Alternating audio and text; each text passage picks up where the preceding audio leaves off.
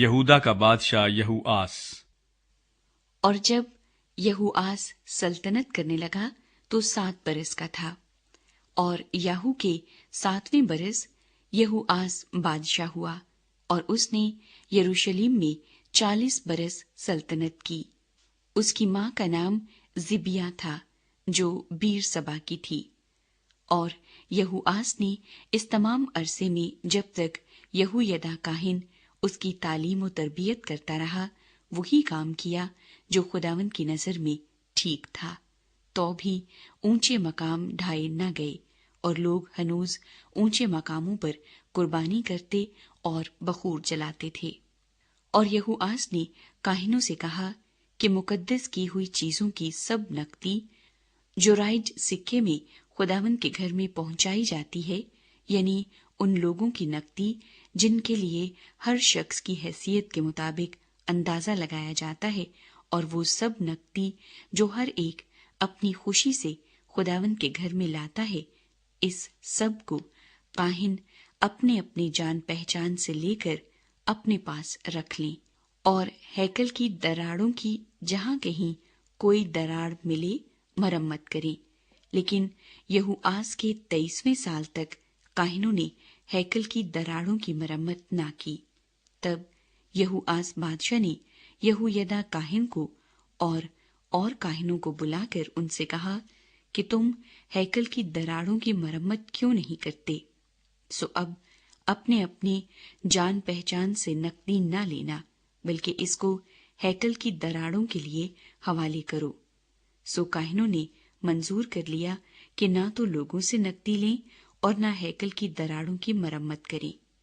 تب یہویدا کاہن نے ایک صندوق لے کر اس کے سرپوش میں ایک سوراخ کیا اور اسے مذبے کے پاس رکھا، ایسا کہ خداوند کی ہیکل میں داخل ہوتے وقت وہ داہنی طرف پڑتا تھا، اور جو کاہن دروازے کے نگہبان تھے وہ سب نقدی جو خداوند کے گھر میں لائی جاتی تھی اسی میں ڈال دیتے تھے۔ اور جب وہ دیکھتے تھے کہ صندوق میں بہت نقدی ہو گئی ہے تو بادشاہ کا منشی اور سردار کاہن اوپر آ کر اسے تھیلیوں میں باندھتے تھے اور اس نقدی کو جو خداوند کے گھر میں ملتی تھی گن لیتے تھے، اور وہ اس نقدی کو جو تول لی جاتی تھی ان کے ہاتھوں میں سونپ دیتے تھے جو کام کرنے والے یعنی خداوند کی ہیکل کے ناظر تھے، اور وہ اسے بڑھئیوں اور مماروں پر جو خداوند کے گھر کا کام بناتے تھے اور راجوں اور سنگ تراشوں پر اور خداوند کی ہیکل کی دراڑوں کی مرمت کے لیے لکڑی اور تراشے ہوئے پتھر خریدنے میں اور ان سب چیزوں پر جو ہیکل کی مرمت کے لیے استعمال میں آتی تھی خرچ کرتے تھے۔ لیکن جو نقدی خداوند کی ہیکل میں لائی جاتی تھی اس سے خداوند کی ہیکل کے لیے چاندی کے پیالے یا گلگیر یا دیگچے یا نرسنگے یعنی سونے کے برتن یا چاندی کے برتن نہ بنائے گئے، کیونکہ یہ نقدی کاریگروں کو دی جاتی تھی اور اسی سے انہوں نے خداوند کی ہیکل کی مرمت کی، ماں سوا اس کے جن لوگوں کے ہاتھ وہ اس نقدی کو سپرد کرتے تھے تاکہ وہ اسے کاریگروں کو دیں، ان سے وہ اس کا کچھ حساب نہیں لیتے تھے، اس لیے کہ وہ دیانت سے کام کرتے تھے، اور جرم کی قربانی کی نقدی اور خطا کی قربانی کی نقدی خداوند کی ہیکل میں نہیں لائی جاتی تھی، وہ کاہنوں کی تھی۔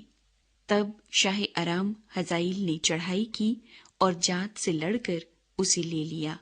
پھر ہزائیل نے یروشلم کا رخ کیا تاکہ اس پر چڑھائی کرے۔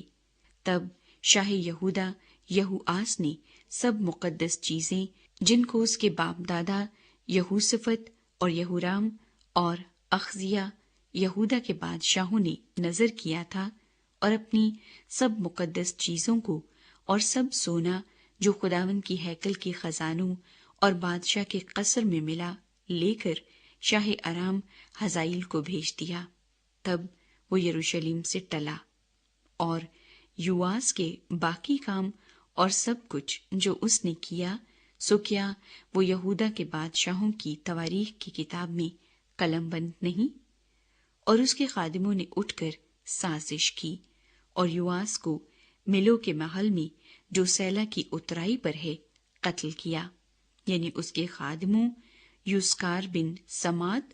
اور یہو زبد بن شومیر نے اسے مارا، اور وہ مر گیا، اور انہوں نے اسے اس کے باپ دادا کے ساتھ داؤد کے شہر میں دفن کیا، اور اس کا بیٹا امسیہ اس کی جگہ بادشاہ ہوا۔ اسرائیل کا بادشاہ